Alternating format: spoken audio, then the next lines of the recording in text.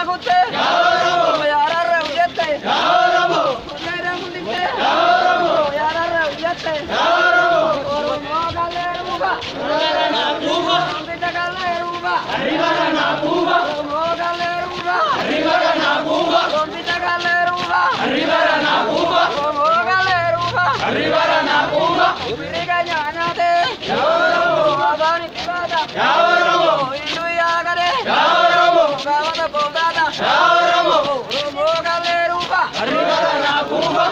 Mogaleruba, Galeruba,